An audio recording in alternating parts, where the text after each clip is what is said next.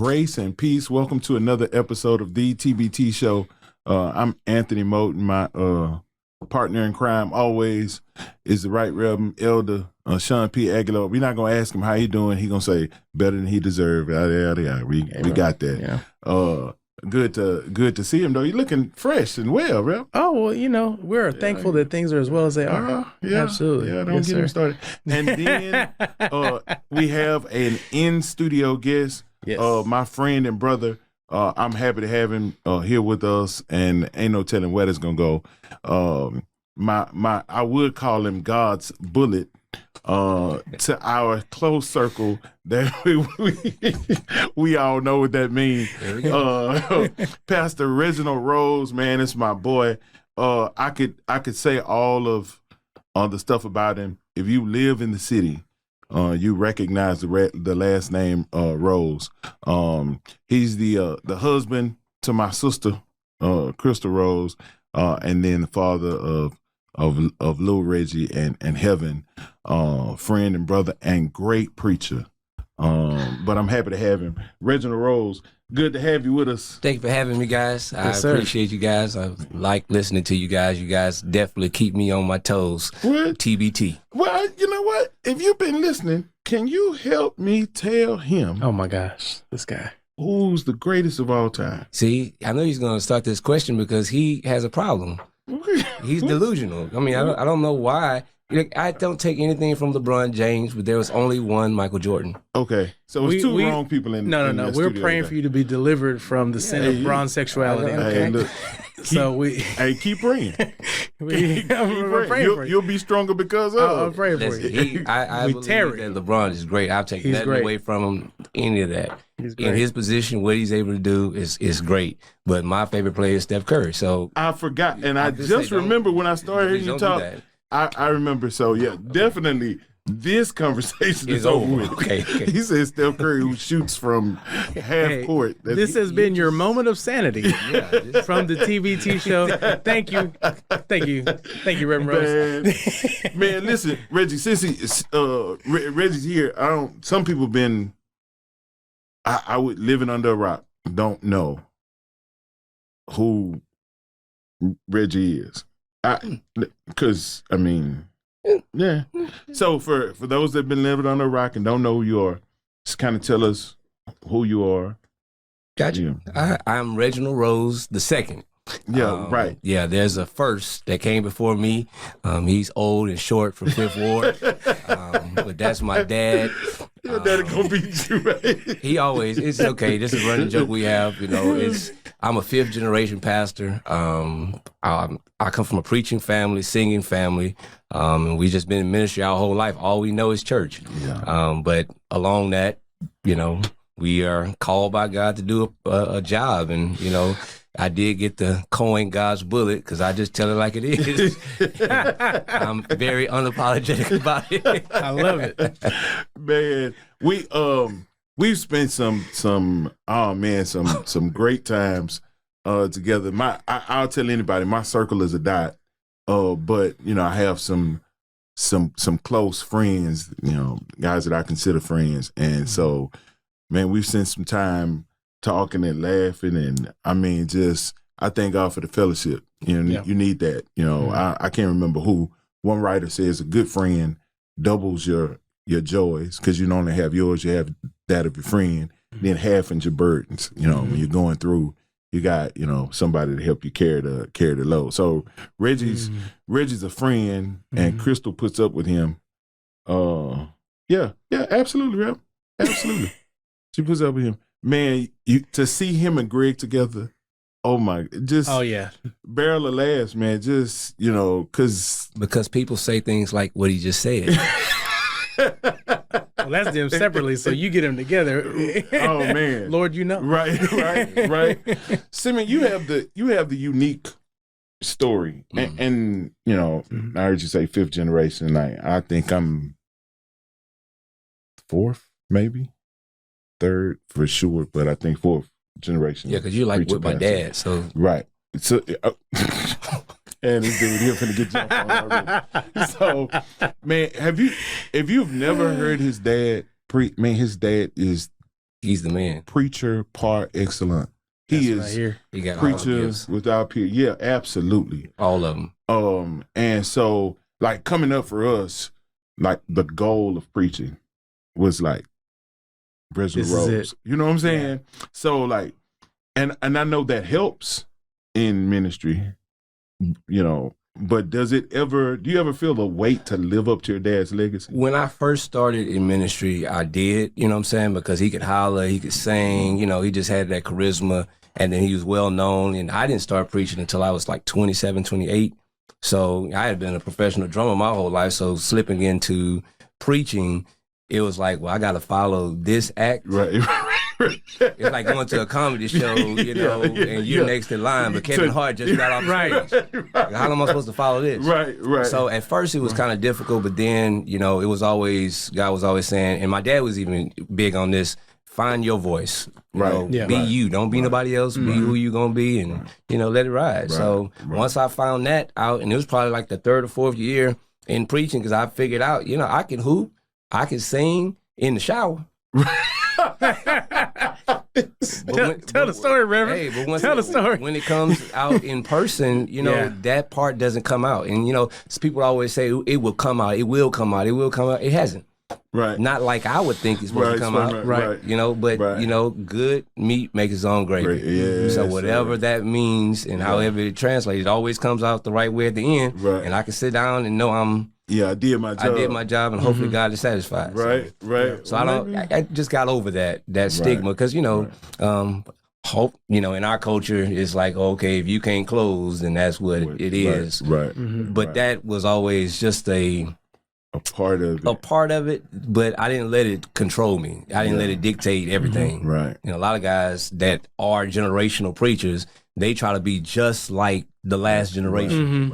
Right. They try to sound like them, walk like them, talk like them. He's like, to be you. Right. Find your voice. One thing you did get from your dad, because your father is, you can hear, like when I was little, like I'm saying little younger, and hearing preaching, be like, man, he read all the books. Like you could just hear the scholarship in his preaching. Like, and Reggie has that. Like, of course, you know, you could just hear it. Like this past Sunday, he preached for Greg. And I'm watching. Reggie, bro, making faces. Right. I'm watching on the iPad. It's time for our service to start. And I'm like, okay, wait. Let me finish. Right, let me finish this, then I'll come out. Let me finish. Two more songs. Right. Man, that's what it was. Like you would just hear. And I think for our generation, that's the part of preaching that we need to get back to. Like, not necessarily to move you, like, and it may move you, but like even if it doesn't, if it helps you, like, you know what I'm saying. And I hear that a lot in your preaching. I appreciate it. You know, my pocketbook tells me the same testimony that some should be saying. After all the money I just spent in education, I hope something is sticking. You know? But no, seriously, when we did come up in preaching, it was all about. I'll go back to the hoop, and people majored in that. So I got to sound like something, but they wouldn't say anything before that. So then when you evaluate the whole work of what they've said all day, all you have is touch your neighbor, tell your neighbor, can I get a witness? And they say this 1,000 times in their message, but what have you said to encourage the people, to inspire them to be better, or to inform them of what God is saying at the end of the day? Like, oh, you haven't said nothing. And I had the type of daddy that'll get up there and say to you after you finish preaching, you ain't said nothing. So I want to make sure that in front of everybody. Yeah. Did no soul any good. No. No. I'll tell you a funny story. So in undergrad, we had a preaching course that you had to go and preach. I wasn't even a preacher at the time. I just started, in university. I was like, I wanted to learn more information about God, about the Bible. And I said, okay, I'm going to go. And so they had me write a sermon. And they wanted me to get up and say the sermon. And before I knew it, you know what I'm saying, it was like I was all the way in. But the guys that were before me that had been preaching all this time, and they got up and was reading their manuscripts and all this kind of stuff. And when you hear Pop Rose and my dad get up after them guys and say, Where you get that from? Right. You ain't said nothing. I'm in my seat like, wow. So let me tear my paper up. Let me try to start over or something. Right. But what you learn is that education is important. Yeah. You have to read. Right. Reading is vital. And if you don't read to get information necessarily, but read to be informed. Right. Yeah. Right. And I think, and Shawn was, this was years ago, man. I wish I can get my youth back. But this was years ago. So Shawn he's admitting that he's not 29. I'm 29. I've just been 29 for a couple years. So Shawn had just started preaching. So, and I can't even remember how the connection came to be. And probably through Pastor Davis. But, asked me like, hey, what would you tell a young preacher? And so I'm like thinking like, cause I'm like, what would I have wanted to hear just starting out? And so, advice I gave him, I think I've given to every preacher who's ever asked, you are what you eat. What are you listening to?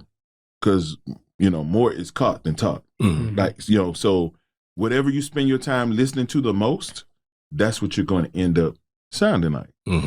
Then even from like, I think if it wasn't your dad, it was Richard Rose. I heard say, hey, if you can't afford school, read.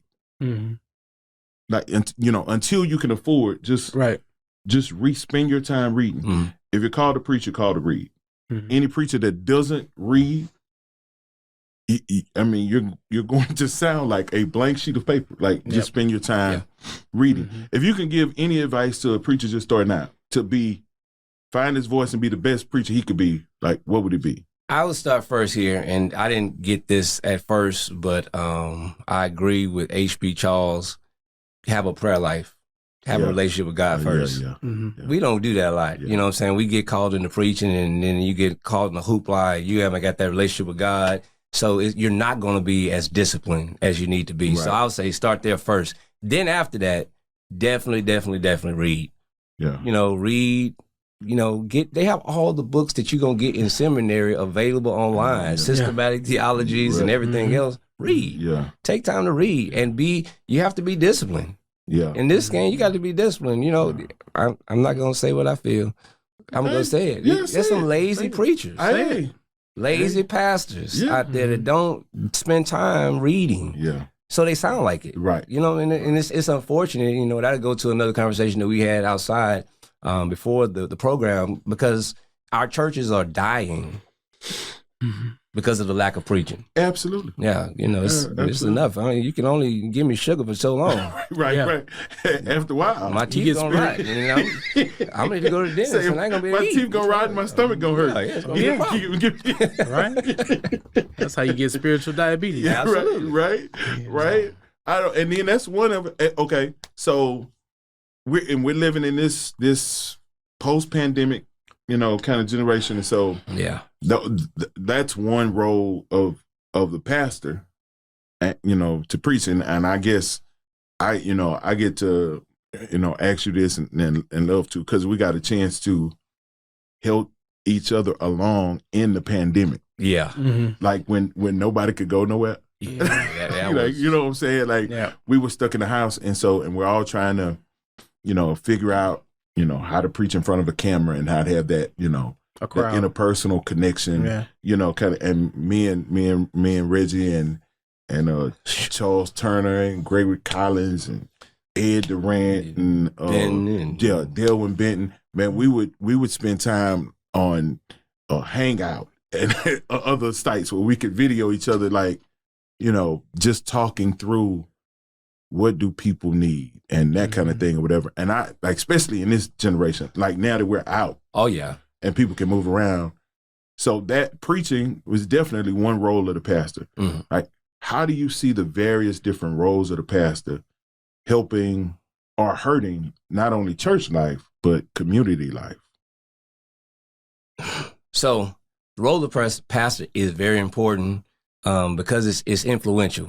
It could be good and it could be bad. Right. And unfortunately, our historical Black churches have a bad rap with pastors, and they're presentation of lifestyle or whatever, and the impact that it had. It definitely had some positives and had some negatives. Right. More negatives than positives. Right. Sometimes, right. Yeah. Right. And in this pandemic and how we came out of it, we already have a generation of people who kind of like the children of Israel. They got out there and don't know God. Yeah. And how do we as pastors now navigate those waters to say, okay, well, we can't afford to lose another one.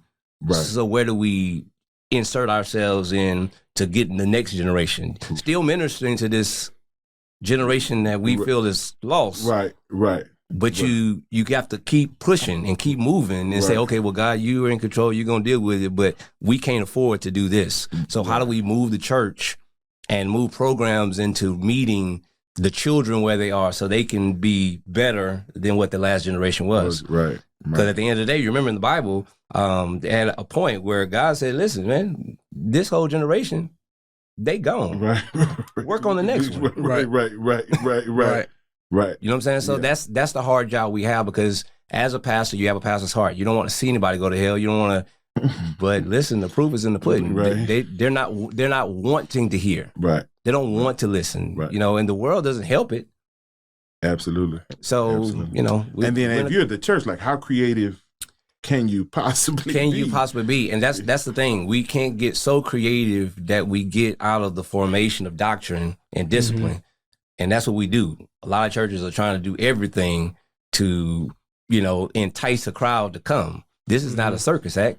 Right. This is the Bible. This is God. Right. This is about salvation and, your soul. So you want your soul to be saved, right. or you want to be entertained? Right.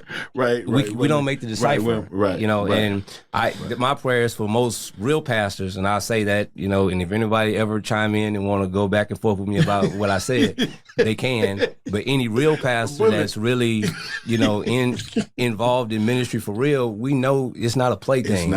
It's not for the faint at heart. We ain't doing this for celebrity. And any guy, and I'll say it on the mic, and they can meet me wherever they want to meet me, that if you're in it for the celebrity, you're in it for the wrong reason. And it's going to catch you. Yeah. At some point, it's going to catch up with you. Right. Yeah. You can't do it for the celebrity. Right. At some point. Yeah. So, okay. And we've looked at, like, what's wrong with culture. Mm-hmm. And there's only so much change we can do to culture. Oh, yeah. But, like, to keep, I think to keep my eyes, like, connected. Mm-hmm. It's like, what's wrong with culture? What's wrong with church? And then what's wrong with our approach to culture? Because, and again, like, you look at old generations, man, everything hinged on church. Yeah. And when church was good, everything was moving progressively. Right. But so goes. Right. But when church wasn't good, you know what I'm saying? Like, right. And so I think we live in a generation where not only is this generation looking away from church, I think there's some issues with church as well. And so I have this question for you. Mm-hmm. What organizational changes do you think are necessary for a traditional church to reach a modern audience? Well, that's a loaded question, because it's like almost an oxymoronic statement if you think about it. Mm-hmm. New organization in a traditional space. Right. Think about it. Right. Tradition says nothing changes. Right. New organization says things have to change in order to make a difference. Right. So I'm just saying, not saying your statement, but the idea to a traditional Baptist church will be like, oh, you trying to change our church into something that we're not. No, we're trying to introduce a new way of sharing God's message to a different generation of people. But we have to do something different methods. Right, because they won't hear it the same way. They won't hear it the same way. Right. So let's say, for instance, you got ABC Missionary Baptist Church on whatever north, south, east, west side of town. Mm-hmm. Okay. So what are some organizational changes that church needs to do to reach not the audience of the 70s, not the audience of the 80s or even the 90s, but in 2023, how does that 100-year-old organization with its current membership, how do they need to be organized structurally to be effective now? And before Reggie asks, what do they need to do? I mean, the bigger question would probably be, would we be willing to do it? Well, and that's part of the that's part of the deal. Right. That's part of the deal is, who, what, when, where, how, and why, right? Well, we know who is the church, when is now. The question is really who's going to do it and how are they going to do it? Right. And that's really the question is more about people and process. And what I'm driving at is we've gone through a model of the single celebrity pastor that has been the prevailing model of how churches run. And that was the problem.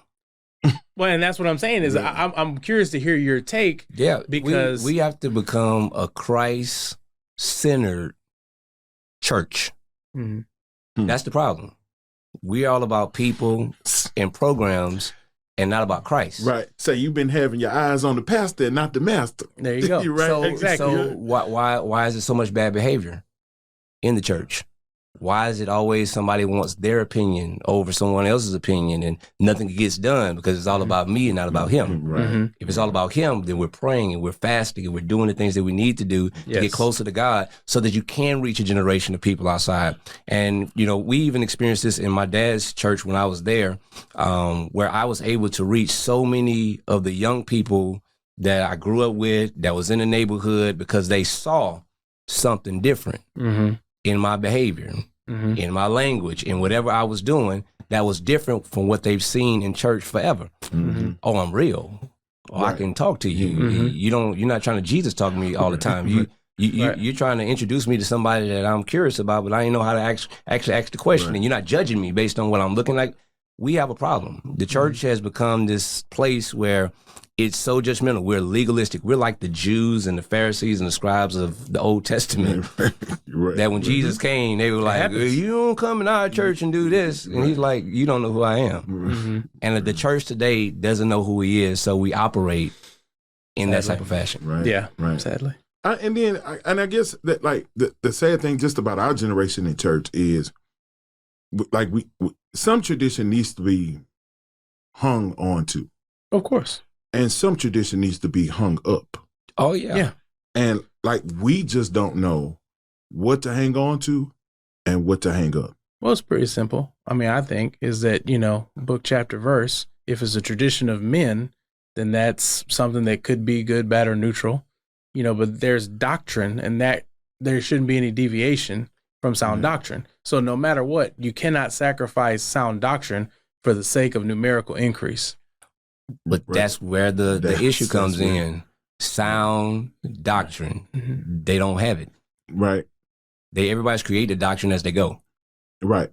And finding something to make it seem right. And you were fixed probably a juxtapose that causes a lot of people to give it thought, sound doctrine or numerical increase. Well, the reason, because usually you have to depart from one to get the other. And now we live in a generation where it's like, if you don't have numerical increase, you won't have financial increase. You're not major. I need that. So I'd be confused because Acts says 2:42 and the Lord added. Right. So where in the world do we get that it's our job to add to something that's not don't belong to us? Right. It's the Lord's church. Correct.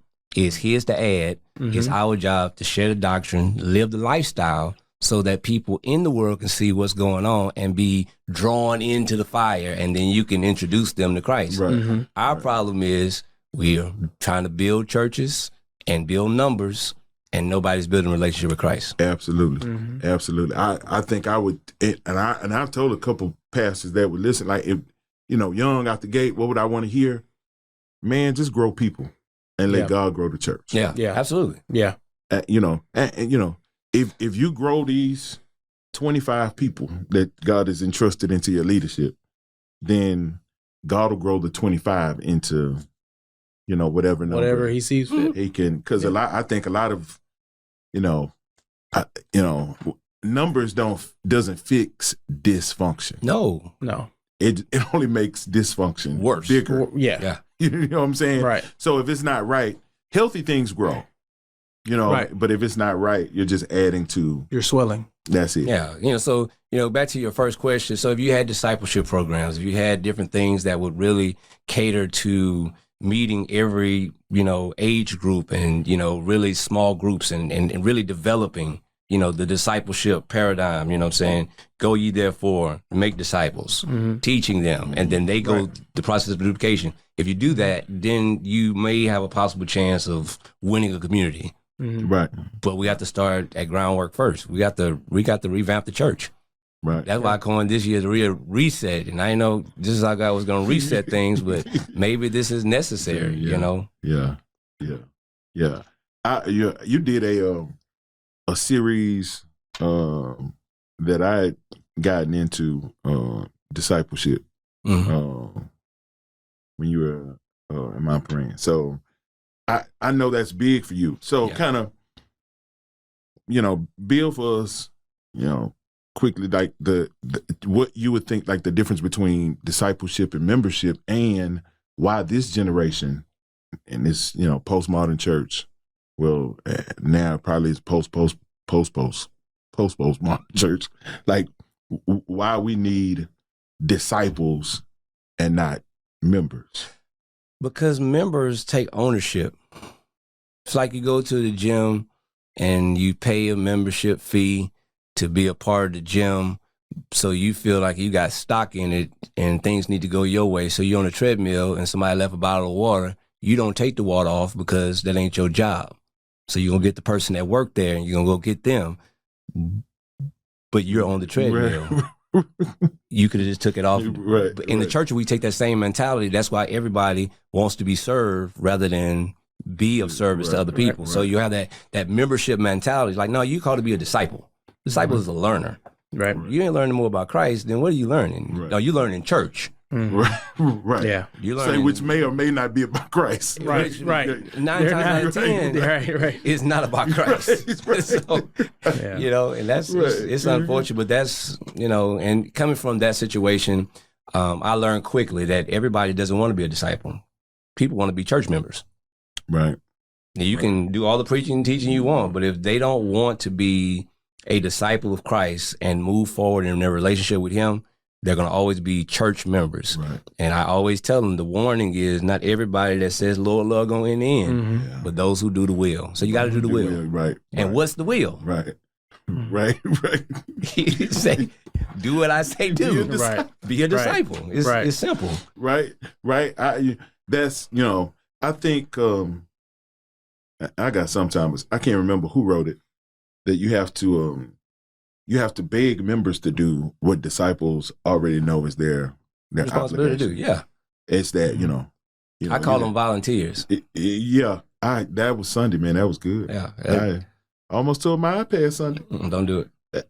I was going, you and Greg was going to have to split on who was going to replace my iPad. You got to go to Greg.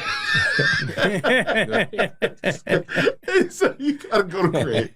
Yeah. So then like, what, one of the things that, for us, especially now in this generation, and we've seen it, that, fellowship is key. It's not, it may be peaceful to fly along, but you need some iron sharpens iron. Yeah. And so just like, and we don't get a chance to hang as much as we used to. You busy, you got the TBT show, you're pastoring, you got the boy, you got, this is Pastor Anthony. The right, this guy's Reverend. No good. Exactly. A misguided bullet is what we have. So like and honestly, you can speak to it just like how important is fellowship. And I guess sometimes like we think you don't have to, and that's almost like now. Me and Reggie don't talk every day, but when we do talk, we ain't got to pick up back at square one. It's like, what I'm saying, start all over again. What's it's your like name? Right. Who your people? Yeah. It's like, that's what, and so, and then like, the pandemic just, affected. So it's like, we got stretched apart, whatever. But I know if I need something, I can call Reggie. He needs something, and then when we do get a chance to hang out, fellowship, I always feel like better leaving. Like, you know what I'm saying? Like, man, I was encouraged. Now, it's fun and games and laughing, but it's like, right. I was encouraged. I was helped. I was, right. And it's a healthy relationship. You know what I'm saying? You made a comment about iron sharpens irons. I think that a lot of people's problem is they just got a bunch of sticks around them. Mm-hmm. Too many sticks together, rubbing together is going to start a fire. Right. It's not going to be a good situation. Right. So you have to make sure the people that you are around, they add value to you. Right.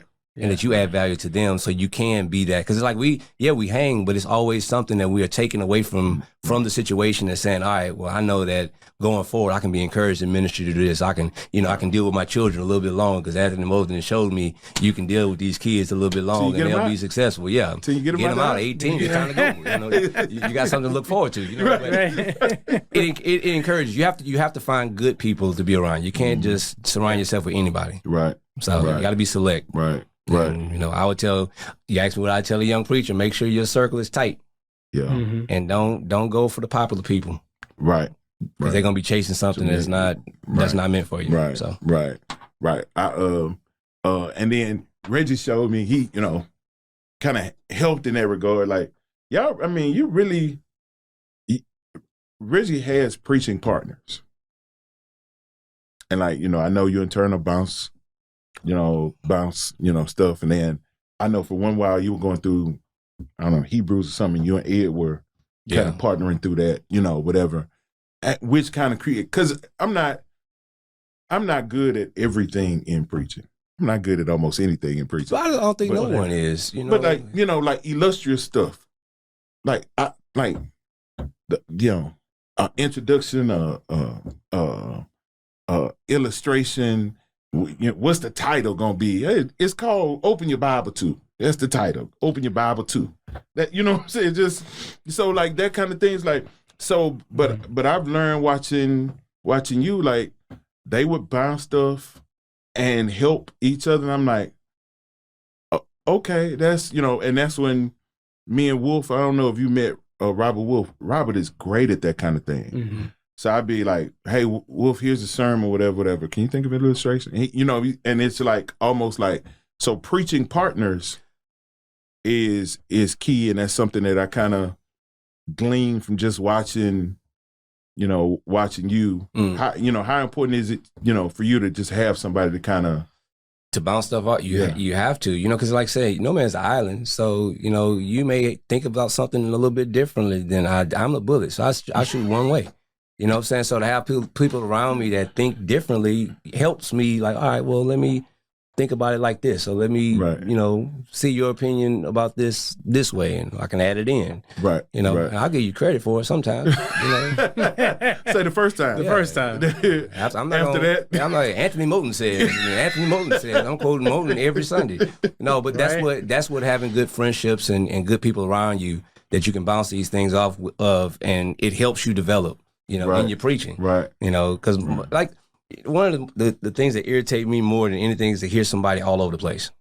Yeah. Saying you have to learn how to study the Bible and then study in a systematic way where you're learning the Bible as you go, so that when it is time for you to preach, it's like, oh, okay, well, I already know where I'm going. It's, and Moses, I'm a big series guy. Yeah. I like series. That's just me. When I was in seminary, and fortunately and unfortunately, I went with the other Q, and they are big on structure. Mm-hmm. But it does help the people that you're preaching to follow the path and I guess learn. Look in anticipation, for what's next. Right. Right. We're preaching about this year, and then all of a sudden you're all over the Bible. You're like, okay, well, where's he going this way? Oh, he's in John this week. Next week he's in Jonah. right. This week he's in Exodus. Right.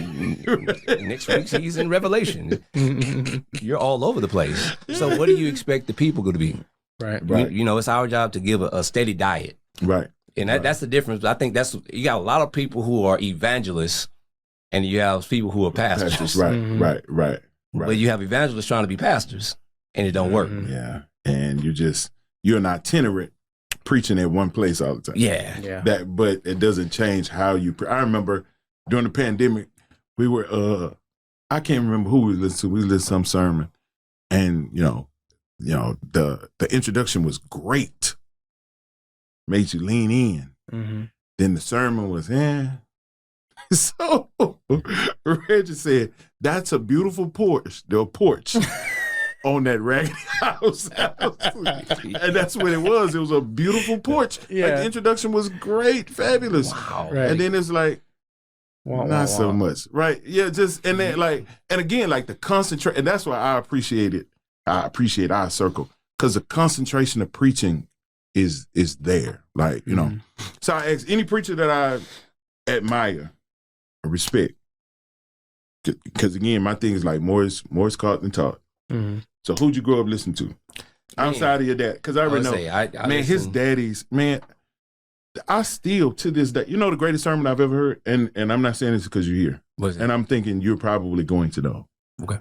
Greatest sermon I ever heard. What's that? Your dad's sermon at your installation? Ah. Oh, my. Yeah. You got a lot of them, so I don't know. Reverend. Send me the link. Reverend, this was. Well, that wasn't on. And somebody had to record it. Yeah, no. I don't think so. Hell, send me the VHS. I'll convert it. It don't matter. It was classic, phenomenal. Wow. Phenomenal. Just so outside of your daddy. Outside of my dad, and I wasn't remember, I didn't grow up looking to, I listened to everybody because I was always at church. But, people that he listened to, R.A. Williams back in the day, Tellis Chapman, when I got older and started listening to people myself, I like H.B. Charles. Yeah. He's just like a walking dictionary. Right. Wealth of information, but then you have your, some newer guys, some of our Caucasian brothers, they're smart too. But I would say someone who influenced me most in preaching was a Chinese guy named David Chong. He revolutionized preaching for me. Really? Yeah. Okay. Because he was all about the relationship which you have with God and not about everything else. Right. And everything he taught, everything he preached, every lecture we had, it was always prayer. Always that focus on, oh God, I'm with you. And he inspired me to I just want to be as spiritual as he. I want to know God. Do you know, have you ever heard Ken Campbell's definition of preaching? Possibly, because he taught. Because to you it's Uncle Ken. Yeah. Ken was matter of fact, he did the show, and I'm on. I'm talking to him. We talking about preaching. And I'm like, he's like, my definition of preaching is, and he told me not to say anything because he's gonna put it in a book, but he said it on the air. It's out there. Mm-hmm. He said, preaching is a short talk with men after long talks with God. Mm-hmm. Oh yeah. Mm-hmm. That preaching comes from a prayer life that is. It does, man. And that's when it's genuine, and that's why, like I say, I've listened to so many different people, but he was the one that really, we want to go down a laundry list of historical preachers, we listen to everybody, you know what I'm saying? Right. Yeah, A. Lewis Patterson, we can go down a laundry list of Prince of preachers that we've heard over our life, but the one that made the most impact, I would say, was David Chong. I think the two that sticks out for me, most people would be like, what? Really? That probably helped me the most. Stephen Olford and Adrian Rogers. Adrian Rogers was actually an understudy of Stephen Olford. And just as far as like sermon structure, because again, like one of the things even during the pandemic, we were talking about in preaching, the word succinct, because a lot of people don't know that. Like a lot of people preach taking the scenic route to a point. It's like, and so it's that it's almost like saying without saying it, like that Lowry's loop. That hey, preaching here's a passage of scripture. We're going to talk about portion A. I'm gonna tell you what it is. Show it to you. I'm gonna put it up. We're going to B. Show you what it is. Show it to you. Put it up. Moving to C versus standing up and just throwing some, everything out. It's almost like food. I like all my food separated. Yeah, me too. I like chicken and mashed potatoes, but don't you dare put my mashed potatoes on top of my chicken. Right. Yeah. I want my digestive system to mix right. together. Yeah, that's their job. I want to recognize this is chicken, that is mashed potatoes. Yeah. And so it's that, whatever. So those two, as far as sermon structure, were the most impactful. And for me, he made the mistake of introducing me to Adrian Rogers. Mhm. And, because I love alliterated structures. I love the mnemonic device that it creates and all that different stuff. And then Robert Smith Jr.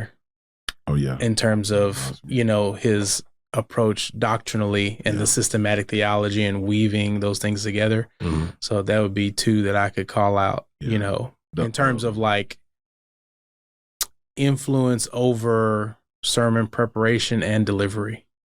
Does that make sense? Yeah. Mm-hmm. Other people you might technique, you see what I'm saying? Right. Or certain things, but in terms of the backbone, the structure of a message, it's those two guys for me. Bob Smith, Doctrine of Dances. Doctrine of Dances. It's probably one of the best books. Mm-hmm. So, and to any young preacher that's listening, we're not just throwing out names, just be throwing out names. Yeah, no. I ask every preacher that because I always hear a name that I haven't heard before. And so, and I'll go. Every time we've asked, right, and I'll always go, because it shows you different. Somebody's influence is always, just because that influence for me doesn't mean it'll, be for everybody. And so I like to hear, because I like to see guys that I admire and respect, how they got there. So, maybe who influenced them will help me along. So I'm gonna definitely look him up, because it's the first time I heard it. Yeah, he was a professor at Faith Seminary. And also he was but he's traveled. He, right. Foreign mission guy. Okay. But to hear him speak, he came down to my dad's and did something for us back then, and it blew me away. Wow. I had never heard somebody explain the Bible with Like such that. passion and clarity. And, I'll get on another subject whenever y'all invite me back, but that's why I have a problem with language. People in the Bible softwares that just give you words and people don't really know what they mean for real and how they're using the sentence, and they just be giving random definitions. They're going to make a whole sermon on speculation of what that one word, but you ain't seen it in the context. And he just does a masterful job, And I had some other professors that was, pretty good with, but he was the one that really just, Wow.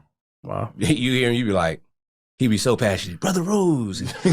But he be have so much passion, boy. You be like, I gotta get it. David Chung. Yeah, this guy? Yeah. Okay. No, that's a younger picture of him, yeah. Okay. Yeah. Gotcha. Yeah, Dr. David Chung, man. He's a great guy. Wow. Oh, good. We gotta definitely get you back. I like talking to preachers that are smarter than me, so that means just about every it's preacher. not that. Yeah. I mean, own it. We talking about quote everybody moten. Listen, I don't know who said it, but they said it in their book, and they said like a whole paragraph or something. Because I'm not smart enough to have my own creative thoughts, so I lean on the creative thoughts of others. Hey, I'm just saying, own it, man. Just own it. I don't own what you say.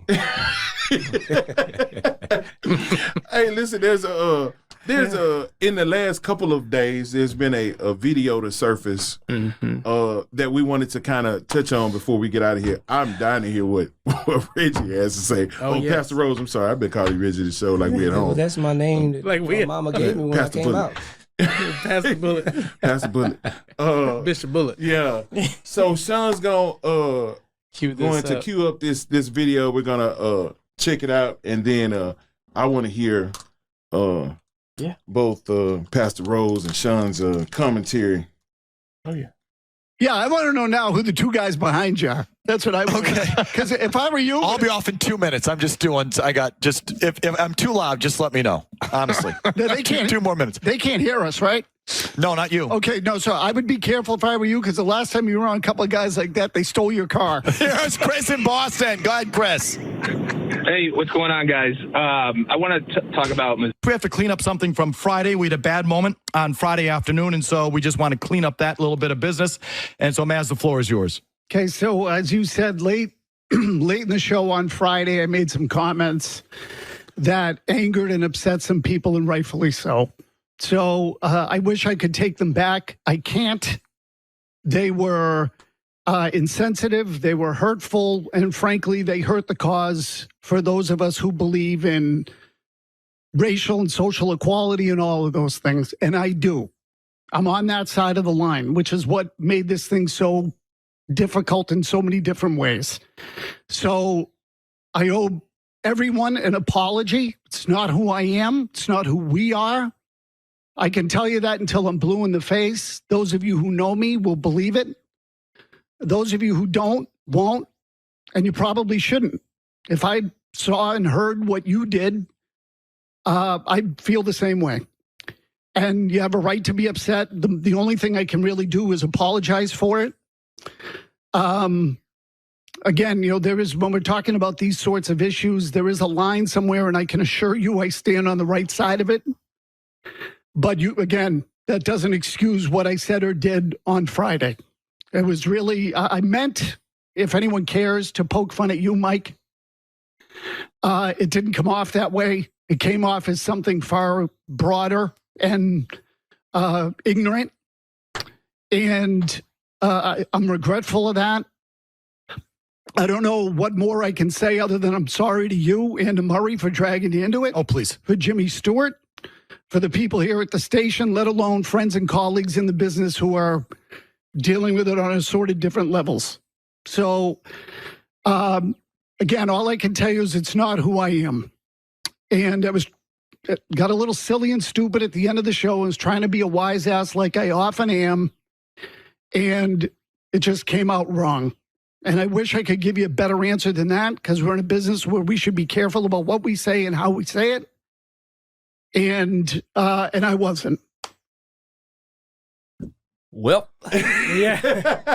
I gotta hear from the bullet. Yeah. Well, guess first. Guess first.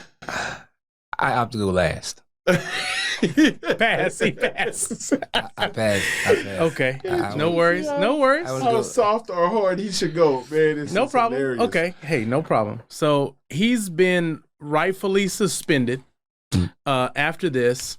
I find it very interesting that whenever one person makes a mistake that involves two people, that depending upon their complexion determines their level of protection. So there's another sports figure in Boston that was embroiled in a scandal that involved two people, but yet you have to dig really deep to find out who the other person is, and they still have their job. This person directly makes comments that are racist, referring to his co-host's car being stolen the last time he was in the city of New Orleans. And it's not known who stole the car, however many years ago, whenever that happened. And because he sees two black people, two black men in the what appears to be the business lounge of a hotel with no evidence to support it, he goes ahead and says, oh, hey, the last time that you were around guys like that, your car got stolen. So he automatically makes an assumption based on his bias that, hey, it must have been two black guys like these guys that stole your car last time you were in New Orleans. But he will get suspended and go to sensitivity training. But yet, if you're on the other side of Boston, and instead of a radio host, you're a coach, and you may do something that is not honorable in terms of sleeping with another man's wife, but it's not illegal. Right. Does that make sense? Right. You lose your job, and your entire career is damaged, possibly beyond repair. Right. Not just in Boston, but in your Everywhere. entire league, Right. everywhere. Right. So you lose your fiance, you lose your job, you lose all these different things. This guy basically gets administrative leave, paid vacation, Slap on the hand. slap on the wrist. So to me, I just find it very interesting that, it just depends on On the complexion. on the saturation of your hue as to what hand you get dealt. I find it interesting. I'm not even mad. I'm just as bad as them. If to throw people like that in a box, but it's Boston. And Boston is historically known for being a racist town. The only thing that frustrates me is if you're bad enough to say it, and I mean, keep it a buck. He knew what he was finna say. That's why he asked, "Can they hear me?" Right, correct. Because you knew what you was finna say. Right. So I don't want you to get whooped. Right. Because if they hear what I say, then they're gonna whoop you. It's gonna be a problem. Right. And so you knew what you were gonna say. I don't think he's apologizing for saying it as much as he is apologizing for how you feel about what I said. My thing is, keep it a buck. You said it, you meant it.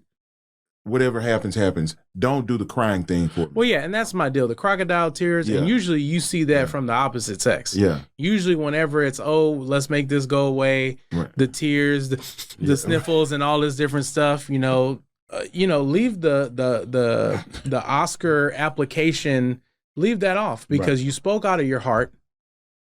Right. And you're not mad that you said what you said. You're mad that you got caught because you were worried about two black men in the hotel business lounge, but you forgot that you're broadcasting live to the whole world.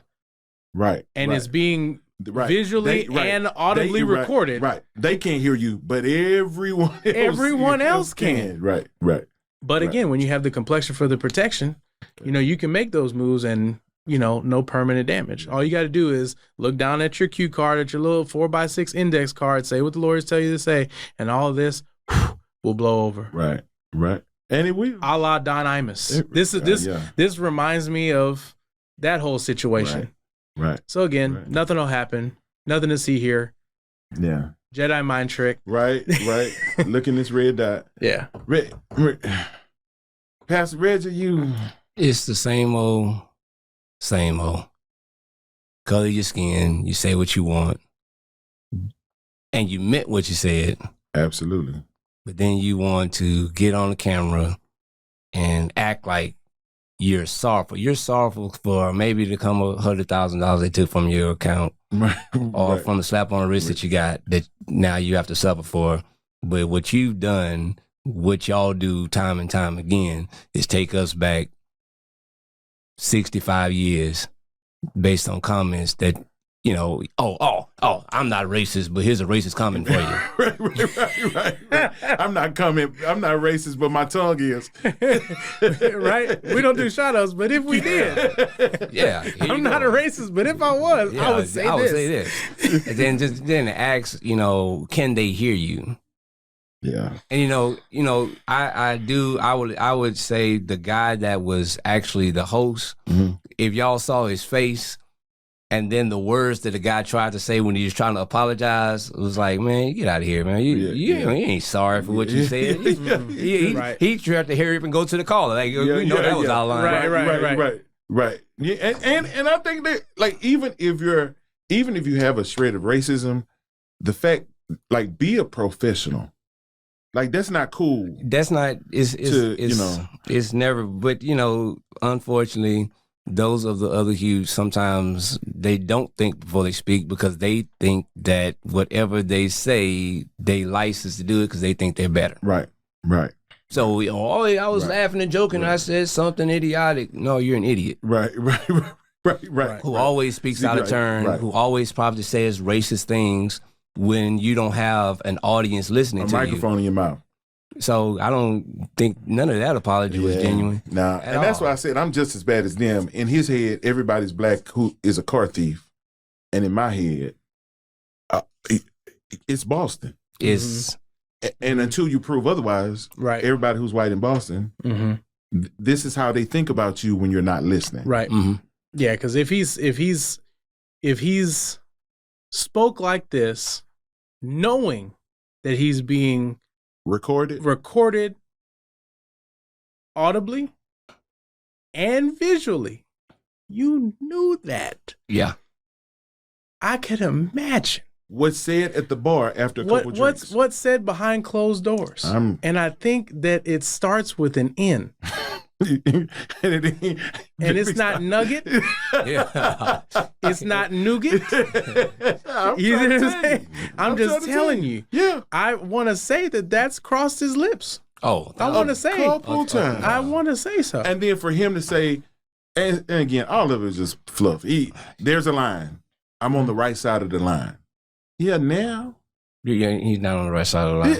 It's like He'll forever be on the wrong side of the line because of what you said, and that's how. And it's not that people can't make mistakes, but I just felt this was so. But what I'm saying is that I think you know, it was not genuine. Like you could tell this was a performance. He did this in front of a mirror. I don't like before he came out and did this. It's like my card says "cry right here." Right, exactly. Cry here. It's kind of like that old joke, you know, as far as like, you know, a preacher has his nose and says, "Weak point, holler here." Yeah, you know. Yeah. Hey, you know what?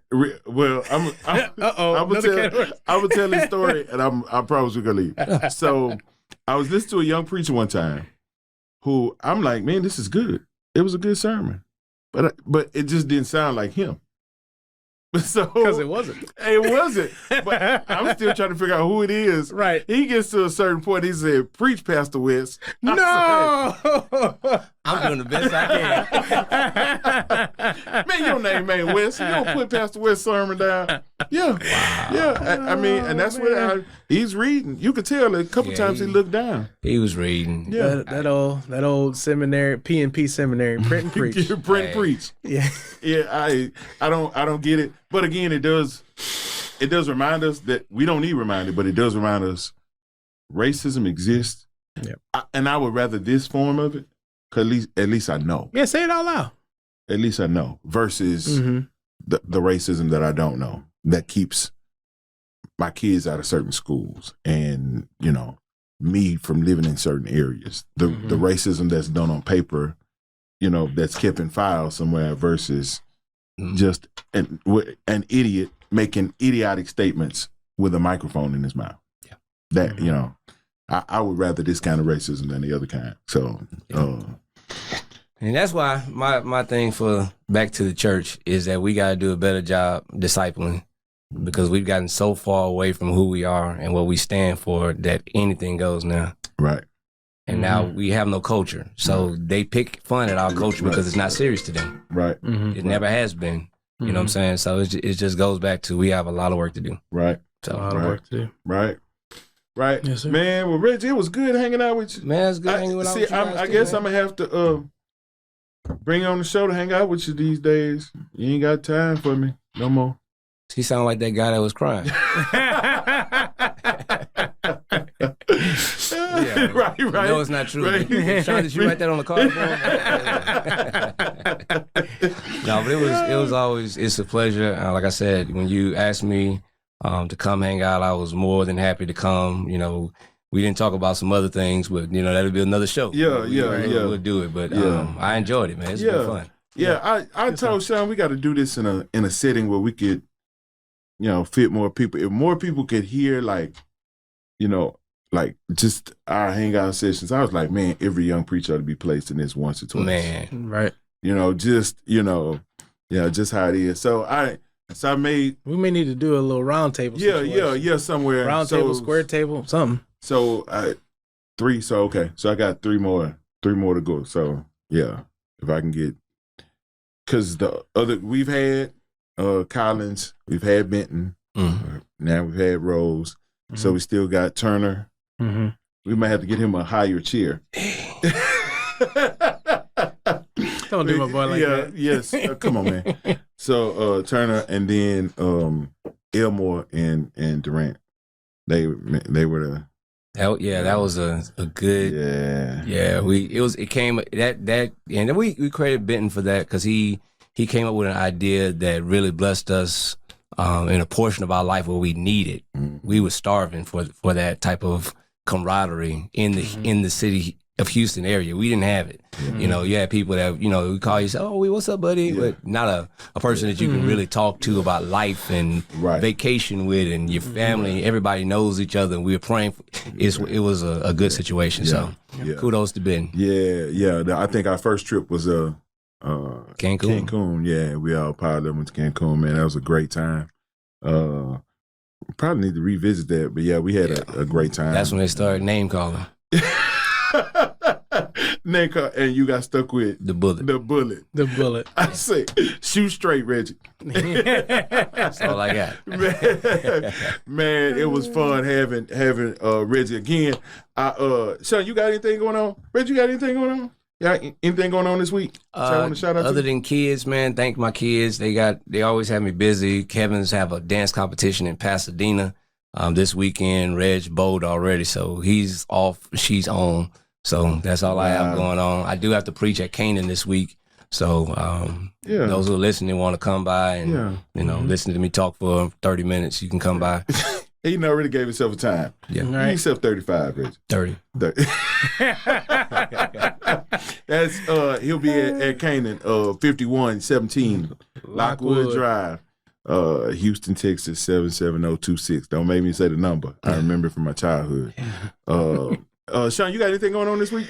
Man, you want just to shout out the normal stuff. I don't think we have anything as of airtime that'll make. We do have our men's annual day that's coming up at the Good Shepherd Missionary Baptist Church. That will make potentially by airtime. And we have Pastor D.O. Lewis coming in to join with us and bring us a word. So looking forward to that. Yeah, that's my buddy. What day is that? That is the 26th, so this next Sunday. Okay. Yeah. And so if they crank out this episode quick, then it might land. Yeah, it'll probably be the day before. Hopefully, it'll be the day before. And then I'll be with Greg them Sunday morning. His anniversary, 10 years. Gotcha. So I'll be celebrating with Sweet Home and Pastor Collins, my other. Pastor Collins. Yeah. What was Greg's name? Gregory Ferris. Well, yeah. Oh, he didn't get a name. He didn't get a name. Did we give Greg a name? Because Ed is the high priest. Yeah. Charles is the holy cadre. Yeah, the holy cadre. You the bullet. I don't know that we gave Greg a name. We gave Greg a name. We got to find a name. Greg has so many names. Right. Right. Go throughout the Bible. I call him a name, but it ain't gonna be good for air. Yeah. Man, thank you for joining us this week again. Like, share, subscribe, however you listen or follow, whether it's Apple Podcasts, Spotify, or YouTube. Share, like, subscribe, and again, there'll be a link of everyone here, especially Pastor Rose, or maybe his social media stuff. Follow and share and like his stuff as well. Listen, until next time, until we see you guys next time, look out for each other, pray for each other. All we have is each other. Until we see you again next week, grace and peace.